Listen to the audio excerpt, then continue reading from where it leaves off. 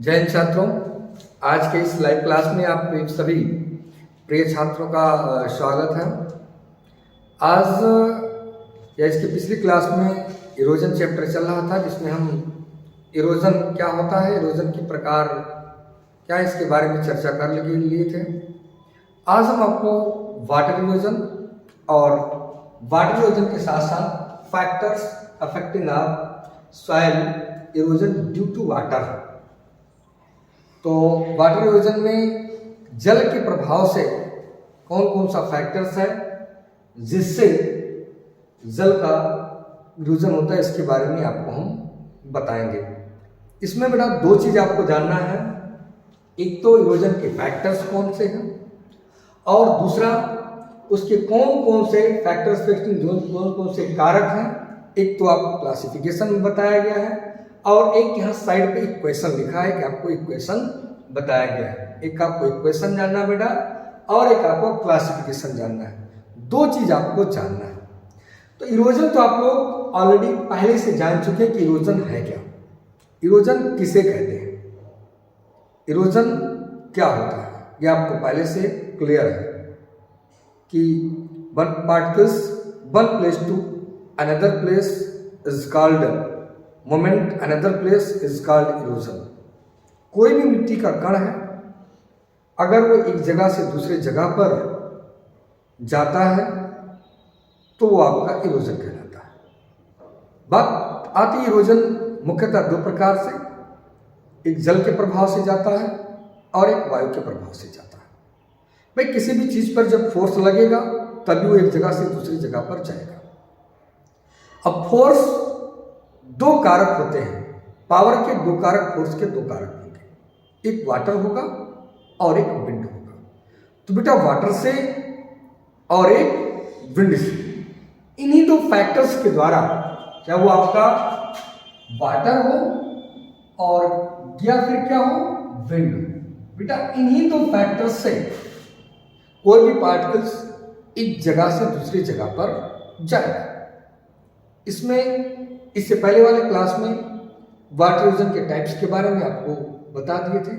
Slabs erosion क्या है, रिल erosion क्या है, इसके बाद में फिर आपका सीसोर इरोजन क्या है, शीत इरोजन क्या है, स्ट्रीम इरोजन क्या है, इस रिल इरोजन क्या है, ये सब के बारे में हम लोग इसके पिछली वाली क्लास में चर्चा कर चुके हैं। और ये क्लास आपके एग्जाम के दृष्टिकोण से भी बहुत ज़्यादा महत्वपूर्ण है, क्योंकि अक्सर एग्जाम में क्वेश्चन पूछा जाता है कि कौन से कारक है जिनकी वजह से इरोजन अधिक होता है, मिट्टी का कटाव अधिक होता है। और यह एक बहुत बड़ी समस्या भी आज के समय का, इरोजन हम जान नहीं पाते हैं, किसान समझ नहीं पाता है और किसान के मिट्टी की जो ऊपरी सतह है वो बह जाती है। जो फर्टाइल जोन है, जो उर्वरा शक्ति का जो जोन है, वो जोन बह जाता है, उसका पूरा लेयर खत्म हो जाता है, जिससे उसकी सॉइल की फर्टिलिटी प्रभावित हो जाती है। कौन कौन से कारण हैं? तो छात्रों के लिए तो वीडियो महत्वपूर्ण है ही है, उसके साथ साथ किसानों के लिए भी है। वो भी इस बात को समझें कि क्षरण के द्वारा हमारी मिट्टी का क्या नुकसान है। कहते हैं ना कि विशालकाय पौधे को धीरे धीरे करके एक छोटा सा दीमक खा लेता है, उसको पूरा पौधे को सुखा देता है, बर्बाद कर देता है, खत्म कर देता है। इसी तरीके से इरोजन है, हम आप जान नहीं पाते हैं और धीरे धीरे करके और हमारी सॉइल जो फर्टाइल जोन है उसको पूर्णतः समाप्त कर देते हैं। तो फैक्टर्स में सबसे पहला बेटा हम लोग इक्वेशन के बारे में जानते हैं। इक्वेशन क्योंकि याद करने में बड़ा आसान होता है, इसलिए हम सबसे पहले इक्वेशन के बारे में जानेंगे। इक्वेशन में सबसे पहले क्या है, ई है। ई का अर्थ होता है इरोजन, ई का अर्थ होता है इरोजन। एफ से होता है बेटा फैक्टर, सी से होता है क्लाइमेट, टी से होता है यहाँ पर आपका टी से होता है टोपोग्राफी। टोपोग्राफी को हिंदी में कहते हैं स्थलाकृति। और उसके बाद में विज से वेजिटेशन, वहाँ की वनस्पति की स्थिति कैसी है।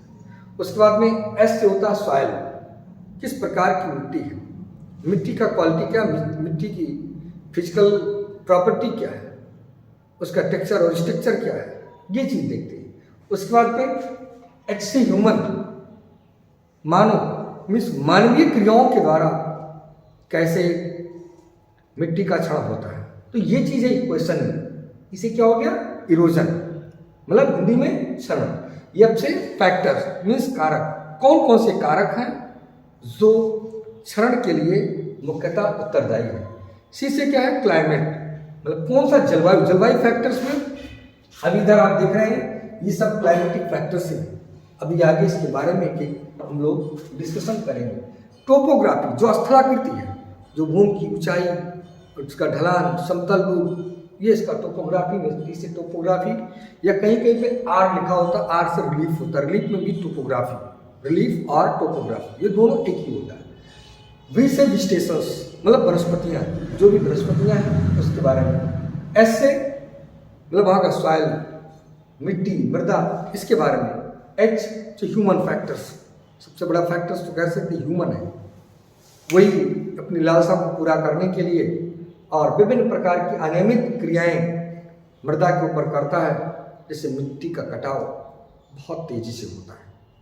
अब हम लोग बेटा इसके बारे में जानते हैं कि इसका कौन कौन सा फैक्टर्स है, कि कैसे मिट्टी के कण एक जगह से दूसरी जगह पर चले जाते हैं। इसके लिए फैक्टर्स में सबसे पहले है क्लाइमेट, सेकंड में है टोपोग्राफी, और उसके बाद में फिर थर्ड में है वेजिटेशंस, और उसके बाद में फिर क्या है, सॉइल। ये इतना एक क्वेश्चन में भी है, वही चीज आपको यहाँ पर क्लासिफिकेशन में भी बताया गया। लास्ट में फैक्टर्स जो है ह्यूमन फैक्टर्स, मानवीय क्रियाएं, कि मानवीय क्रियाओं के द्वारा कैसे इरोजन प्रभावित होता है, इनकी क्या भूमिका होती है। तो सबसे पहले हम लोग जान लेते हैं क्लाइमेट। आप पहले से पता होगा कि जलवायु के अंतर्गत क्या क्या आता है, वर्षा, तापमान और हवा। ये मुख्य रूप से किसके अंतर्गत आता है, ये सब आता है आपका जलवायु के अंतर्गत, मीन्स क्लाइमेट्स के अंतर्गत। तो क्लाइमेट में सबसे अहम है रेनफॉल, मीन्स वर्षा, कि वर्षा इसको कैसे प्रभावित कर रही है, रेनफॉल इसको कैसे प्रभावित कर रहा है, ये चीज यहाँ पर आपको जानना है। इसमें सबसे पहले है कि इंटेंसिटी ऑफ रेनफॉल, जो रेनफॉल का इंटेंसिटी है वो इसको कितना प्रभावित कर रहा है, मतलब उसकी मात्रा क्या है, अमाउंट ऑफ रेनफॉल कितनी मात्रा में वो है, यहाँ पर कि किस तरीके से रेनफॉल, जो उसका रेन ड्रॉप है उसकी साइज क्या है। इससे वर्षा जब होती है तो उसकी बूंद, तो बूंद का आकार भी अलग अलग होता है, भाई छोटा बूंद, बड़ा बूंद। बड़े बूंद का अगर मिट्टी के ऊपर प्रभाव पड़ता है तो उसके कारण कटाव ज़्यादा होता है, क्योंकि वो सीधे नग्न मिट्टी के ऊपर जब अचानक पड़ता है तो इससे मिट्टी में कटाव काफ़ी तेजी से होता है, तो उसका भी एक कह सकते हैं कि प्रभाव काफ़ी तेजी से रहता है।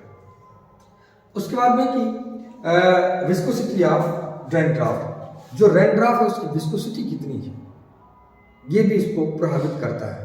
जैसे जब आप देखते हैं कि बारिश होती है, झमाझम बारिश होती है, तो बारिश की बूंदें सीधे अगर नग्न मृदा तो उसके ऊपर पड़ती है तो ठोकर से पड़ती है, इससे जो सॉइल के पार्टिकल्स हैं वो उड़ते हैं, और जब सॉइल के पार्टिकल्स उड़ते हैं उसके बाद में क्या हुआ कि वो पानी जब तक इन्फिल्ट्रेशन हुआ तब तक तो ठीक है, और इन्फिल्ट्रेशन होने के बाद फिर सरफेस पे पानी क्या होता है, जैसे ये मान लीजिए क्या है, मिट्टी का कण है, अभी मिट्टी का कण है, थोड़ी देर तक जब तक एब्जॉर्ब कर पाया तब तक ये क्या किया कि वर्षा के जल को एब्जॉर्ब किया, वर्षा के जल को एब्जॉर्ब किया, इसको सोखा, और जैसे इन्फिल्ट्रेशन रेट मीन्स सारे पोर्स फुल हो गए, जैसे सारे पोर्स फुल हुए तुरंत यहीं से फिर क्या हुआ, सारे पोर्स फुल हुए तुरंत सरफेस पे क्या होता है, रन ऑफ होता है, होने लगता है। क्या होता है बेटा, रन ऑफ होने लगता है, मीन्स जैसे पानी बहने लगता है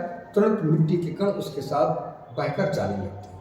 तो इस तरीके से रेनफॉल ये सबसे बड़ा क्लाइमेटिक फैक्टर्स में आप कह सकते हैं कि जिसकी वजह से इरोजन होता है। तो ये भी बहुत बड़ा कह सकते हैं कि एक अहम पॉइंट है जिससे मिट्टी का कटाव काफ़ी तेजी से होता है। उसके बाद में फिर आता है टेम्परेचर। टेम्परेचर का सीधा प्रभाव जो पड़ता है वो सॉइल के पैरेंट मटेरियल पर पड़ता है। मतलब जो भी सॉइल का पैरेंट मटेरियल है और टेम्परेचर के प्रभाव से सॉइल का फिजिकल और केमिकल दोनों प्रॉपर्टी में प्रभाव पड़ता है। दोनों प्रॉपर्टी में इससे बदलाव होता है, जैसे इसमें ऑक्सीडेशन रिडक्शन ऐसी क्रियाएं, या जब मिट्टी क्या हुआ टेम्परेचर के प्रभाव से सूख गई, अब मिट्टी सूखा है तो सूखी मिट्टी है तो बारिश जब होगा तो थोड़ी देर तक तो वो एब्जॉर्ब करता है, थोड़ी देर तक वो क्या करता है एब्जॉर्ब करता है, तो वहाँ पर रनाव देर में होता है। लेकिन अगर मॉइस्चराइज सॉइल है, जैसे उस पर बारिश होने लगा तुरंत, क्योंकि सारे पोर्स सारे जो भी रंध्र है वो वाटर से फुलफिल है, तुरंत पानी क्या होता है बहने लगता है। और जब पानी तुरंत बहने लगता है तो इसके कारण भी पानी तुरंत बहने लगता है तो इसके कारण भी इरोजन काफ़ी ज़्यादा प्रभावित होती है। या अगर चट्टानों के केस में कह लें तो टेम्परेचर बढ़ता और घटता है। देखते हैं कि दिन का टेम्परेचर ज़्यादा होता है, रात का टेम्परेचर कम होता है, या वैसे अकॉर्डिंग सीजन में भी देखें तो जैसे गर्मी की काफ़ी तो उस टाइम टेम्परेचर ज़्यादा है, जैसे इस समय का जो टेम्परेचर है वो डाउन है। ऐसे में चट्टानें फैलती हैं और सिकुड़ती हैं, चट्टानें फैलती हैं और सिकुड़ती हैं। तो चट्टानों को फैलने और सिकुड़ने से भी चट्टानों में दरारें पड़ती हैं और वो चट्टानें प्रमुख तौर पर टूट जाती हैं। जब वो चट्टानें टूट जाती हैं इससे भी प्रभाव पड़ता है, इससे भी जैसे चाहे हवा का प्रकोप या जल का प्रकोप हुआ और वो मिट्टी के जो कण होते हैं वो एक जगह से दूसरी जगह पर चले जाते हैं और इस प्रकार से यहाँ पर इरोजन होता है। अगला पॉइंट इसमें होता है कि विंड। अब ये बात आती है कि आप तो पढ़ा रहे थे वाटर इरोजन, वाटर में विंड की, तो ये क्लाइमेटिक फैक्टर्स है। इसमें भी जड़ में मुख्य तौर पे व्यवस्था, जैसे मान लीजिए कभी कभी आप लोग देखते होंगे कि जब बारिश हो रही है और बारिश में हवा चलने लगता है, तो जब बारिश में हवा चलने लगती है तो जो वर्षा की बूंदें होती है वो टूट जाती है, मतलब अलग अलग हो जाती है। और वो अलग अलग होकर के, भाई जैसे हवा का थपेड़ा पड़ा तो अलग अलग होकर के मिट्टी पर अलग अलग तरीके से आप कह सकते हैं कि वो पड़ते हैं। तो ऐसे में डायरेक्ट नहीं पड़ पाते हैं, जिसकी वजह से अगर वो डायरेक्ट पड़ेंगे तो ज़्यादा प्रभावशील रहेगा, लेकिन जब वो टूट जाएगा अलग अलग हो जाएगा होने लगेगा तो डायरेक्ट मिट्टी के ऊपर नहीं पड़ता है। इससे जो इरोजन है वो कह सकते हैं कि कम हो सकता है। लेकिन जैसे विंड का प्रकोप कम होता है तो हवा का प्रकोप नहीं है, तो सीधा जो बूंदें वो मिट्टी के ऊपर पड़ती हैं, प्रचंड रूप से पड़ती हैं। इस प्रकार से उसके जो आकार है वो आप कह सकते हैं कि काफ़ी तेजी से नीचे गिरने लगता है और इस प्रकार से इरोजन वहाँ पर प्रचंड तरीके से होता है। तो ये तो था कि क्लाइमेटिक फैक्टर्स जिसके कारण इरोजन होता है। बूंदों का आकार, औसतन उसका व्यास क्या होगा कि कितने व्यास के मिट्टी के कण को वो बहाकर ले जा सकता है। अगला आपका आता है टोपोग्राफी। टोपोग्राफी भी अपने आप में बहुत ही अहम इरोजन के लिए भूमिका अदा करता है। आप लोग ये जानते हैं कि जैसे वर्षा हुआ या वैसे भी पानी हमेशा क्या होगा ढाल की तरफ बहेगा। जैसे अगर आपका फील्ड बिल्कुल समतल है तो समतल है तो पानी जब सारे पोर्स फुल होंगे तो रेंग रेंग कर धीरे धीरे बहेगा। लेकिन अगर वो समतल नहीं है, ढाल है, तो ढाल की तरफ पानी तेजी से बहेगा, मतलब जितना ज़्यादा ढाल रहेगा उतना तेजी से बहेगा, क्योंकि वहाँ पर ग्रेविटेशनल फोर्स बढ़ जाएगा, गुरुत्वाकर्षण बल बढ़ जाएगा। तो उस बल के बढ़ने के कारण बहाव तेजी से होगा, जिससे जब बहाव तेजी से होगा तो मिट्टी के कण, जब बहाव तेज होगा तो वो मिट्टी को काट कर काफी तेजी से लेकर बहेगा। तो ये तो होता है टोपोग्राफी, मतलब स्थलाकृति, वो किस तरीके से कहाँ पर ढालूपन है, कहाँ पर समतल है, कहाँ पर ऊंचाई है। तो इस तरीके से कह सकते हैं कि ढाल पर जब बहाव ज्यादा होता है। इसमें एक पॉइंट आता है, सबसे पहला डिग्री ऑफ स्लोप, मतलब जो ढालूपन है वो कितना कितना परसेंट का ढाल है। 2% का ढाल है तो बहुत कम है। 2% से अगर अधिक का ढाल है तो जैसे ही ढाल की मात्रा बढ़ती जाती है उसी तरीके से पानी भूतल पर, मतलब जो तल है, जो सरफेस है, उस पर कम ठहरता है और वो पानी तेजी से बहने की कोशिश करता है। क्योंकि जब पानी तेजी से, अब जैसे ढाल है, इस ढाल पर पानी तेजी से बहने लगा तो पानी सोख नहीं पाता है, मतलब आप कह सकते हैं कि इन्फिल्ट्रेशन नहीं हो पाता है और पूरा का पूरा पानी वो बहने लगता है। तो जैसे इसमें डिग्री ऑफ स्लोप अगर जाता है तो ऐसे कंडीशंस में पानी बहुत तेजी से बहने लगता है। दूसरा चीज होता है लेंथ ऑफ स्लोप, कि स्लोप की लंबाई कितनी है। ये भी होता है कि अगर लंबी ढाल है तो लंबी ढाल होगा तो इरोजन ज्यादा होगा। जैसे कहने का अर्थ क्या है कि सपोज करो कि केवल एक ढाल है जो सिर्फ इतना ही है, तो पानी केवल यहां से बहा और यहां से आकर के समतल में हो गया, तो केवल ये इतने ही क्षेत्र के मिट्टी को बहाया। लेकिन अब अगर सपोज करो कि ये ढाल अधिक है, ये ढाल काफी दूर तक है, तो यहां से मिट्टी को बहा करके ये देता हुआ यहां तक आता है। तो जितना ज्यादा ढाल होगा उतना ही तेजी से वो पानी बहता हुआ आगे की तरफ जाएगा और जितना दूर तक बहेगा उतने क्षेत्र के ये मिट्टी को बहाकर लेकर चला जाता है। इस प्रकार से भी बेटा इरोजन काफी तेजी से होता है। इसका भी प्रकोप यहाँ पर, ये इरोजन बढ़ने का यहाँ पर भी एक रीजन होता है। इस तरीके से भी इरोजन काफी तेजी से होता है। तो इसमें टोपोग्राफी में दो चीजें आ गया कि डिग्री ऑफ स्लोप, मतलब ढाल कितना है, और लेंथ ऑफ स्लोप, मतलब उस ढाल की लंबाई कितनी है। ये दो पॉइंट इसको प्रमुख तौर पर प्रभावित करते हैं। अगला आपका तीसरा पॉइंट आ जाता है कि वेजिटेशन इफेक्ट ऑन, जो वनस्पतियां हैं इनका क्या इफेक्ट है। हम जानते हैं कि वनस्पतियां हमारे लिए बहुत ही महत्वपूर्ण चीज है। हर तरीके से ये वनस्पतियां हमको लाभ पहुंचाती हैं, चाहे वो भोजन के तौर पर हो, चाहे वो छाया हो, चाहे वो हमारे यहाँ इरोजन को रोकने के लिए हो। वेजिटेशन का यहाँ पर भी बहुत बड़ा प्रभाव होता है। जैसे अगर नम्य मृदा है, उसके ऊपर किसी प्रकार का कोई वानस्पतिक वातावरण नहीं है, तो आवरण नहीं है तो सीधा वो पानी हमारे सॉइल पर गिरता है, जिससे इरोजन काफी तेजी से होता है। यहाँ पर सबसे होता है कि इंटरप्शन ऑफ आरी, मतलब जो उसका रिलेटिव फोर्स है, मतलब आप कह सकते हैं कि बूंदों को रोकना। जैसे अगर वेजिटेशन है, वनस्पतियां हैं, तो ऊपर से जो वर्षा की बूंदें आ रही हैं, जैसे ये मान लीजिए कि यहाँ पर ये हमारा प्लेन एरिया है, यहाँ पर पेड़ पौधे, तो ये पेड़ पौधों की पत्तियां ये क्या करती हैं कि जो भी रेन ड्रॉप आ रहा है, जो ऊपर वर्षा की बूंदें आ रही हैं, उन बूंदों को ये रोकने का काम करता है, जिससे डायरेक्ट अब ये धीरे धीरे इसके ऊपर गिरेंगे, तो धीरे धीरे गिरेगा तो उसका प्रभाव कम होगा। इस तरीके से कह सकते हैं कि वनस्पतियां ये सबसे ज्यादा क्षण को रोकने का काम करती है। इसके बाद अगला इसमें आपका आता है कि यहाँ पर डनाप अवधावन का जो वेग है, means decreasing of run of, यहाँ पर वेलोसिटी, तो डिक्रीजिंग करता है रनआउट। रनआउट आप जानते हैं कि जो सरफेस पे वाटर का मूवमेंट होता है हॉरिजॉन्टल एक्सिस में, उसी को हम रनआउट कहते हैं। रनआउट अभी आपको मैंने बताया कि जब सारे जितने भी पोर्स हैं वो फुलफिल हो जाते हैं, भर जाते हैं, भरने के बाद ही रनआउट होता है।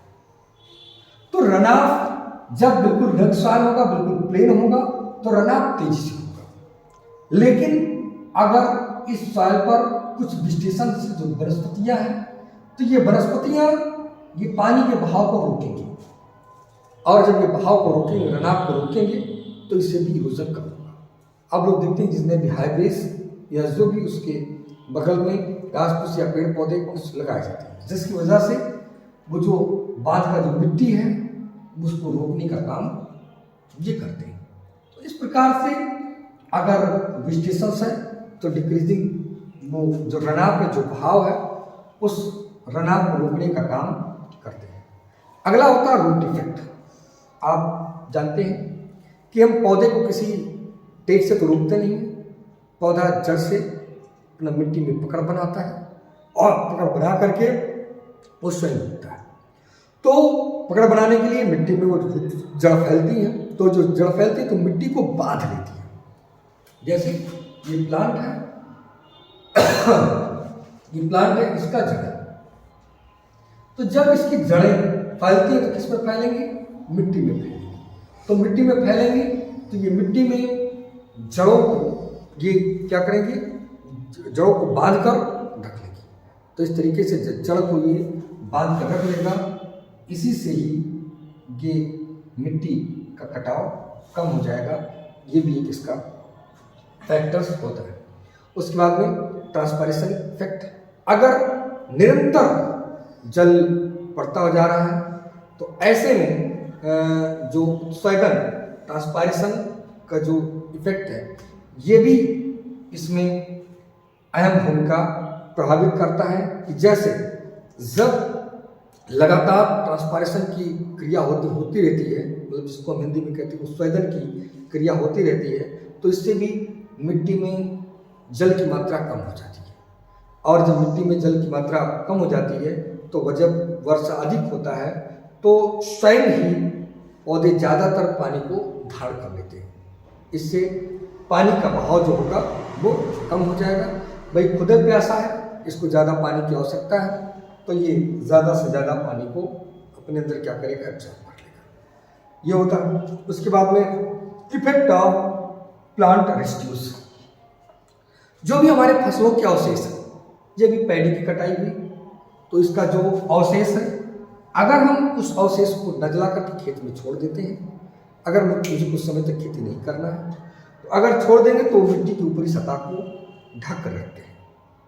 तो मिट्टी की ऊपरी सतह को ढक कर रखेंगे, इससे जल का उस पर ऊपर प्रभाव नहीं हो पाएगा, जल उसमें सतत रूप से बह नहीं पाएगा, और जब सतत रूप से जल बहेगा नहीं तो उसमें इरोजन होगा नहीं, तो इस तरीके से कंट्रोल कर सकता है।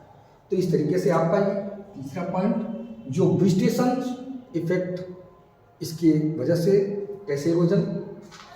अगला इसमें आता है बेटा सॉइल, मृदा।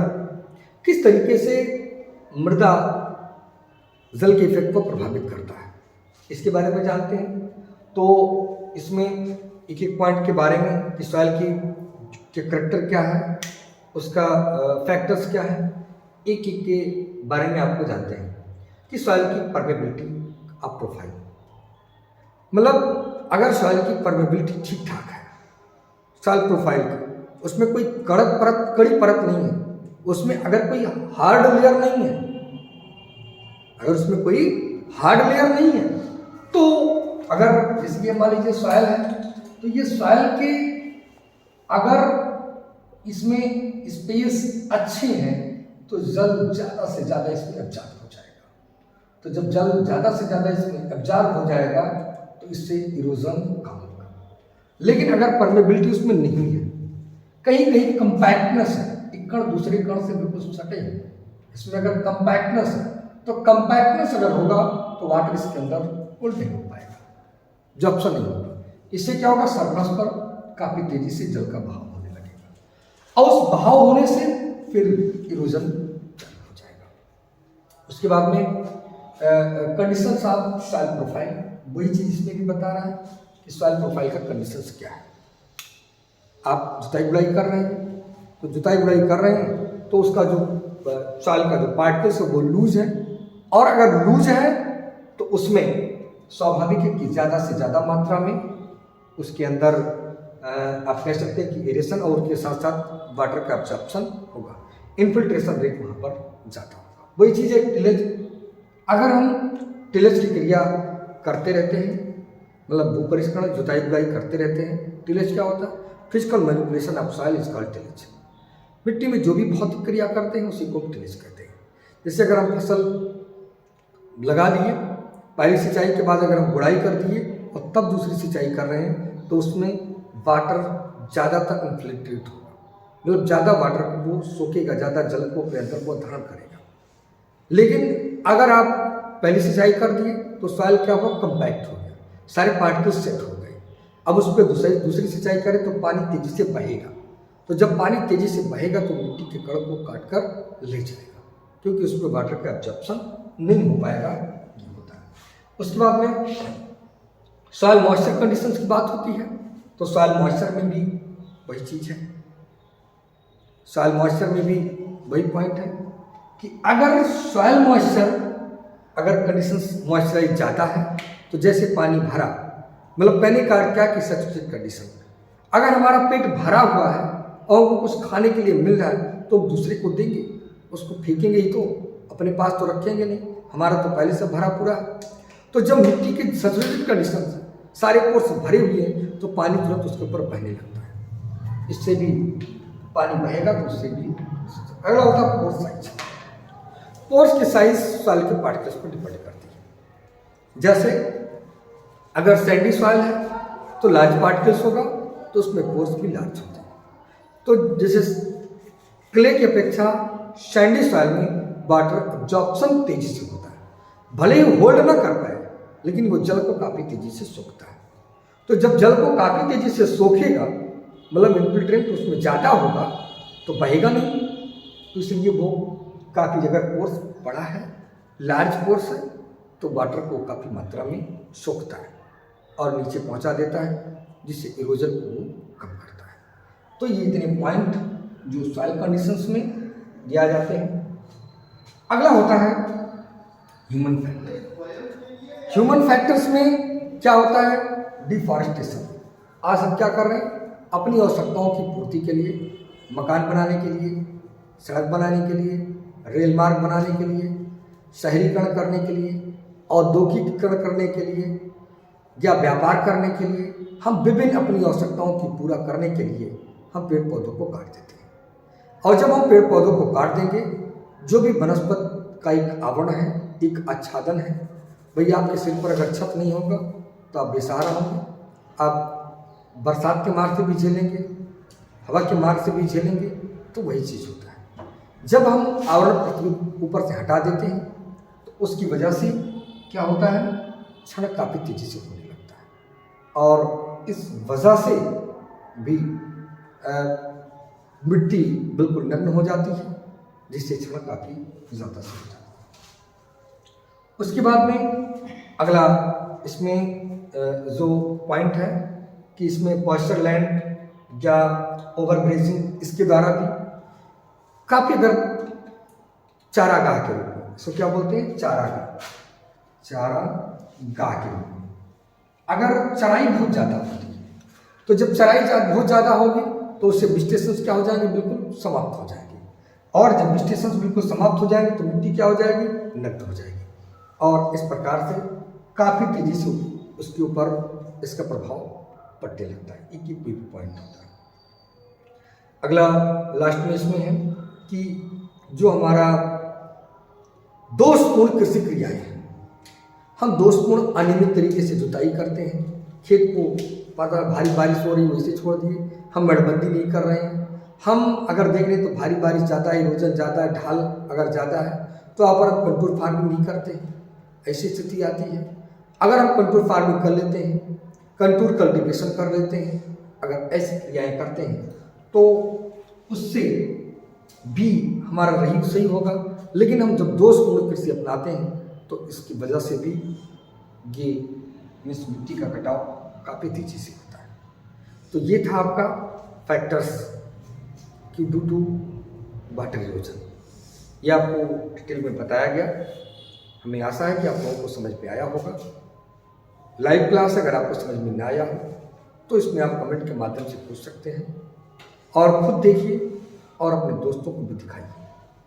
खुद चैनल को सब्सक्राइब किए रहिए और अपने दोस्तों को भी सब्सक्राइब कराइए, अधिक से अधिक लोगों को, क्योंकि ये फ्री में आपको मिल रहा है। तो कम से कम आपका यही अदा कर दीजिए कि कम से कम 10-12 लोगों को आप सब्सक्राइब कराइए, ज़्यादा से ज़्यादा लोगों तक इसको शेयर करिए। और क्योंकि एग्ज़ाम नज़दीक आने वाला है, ज़्यादा से ज़्यादा छात्र इस वीडियो को देखें और इसका लाभ उठाएं। धन्यवाद। जय हिंद।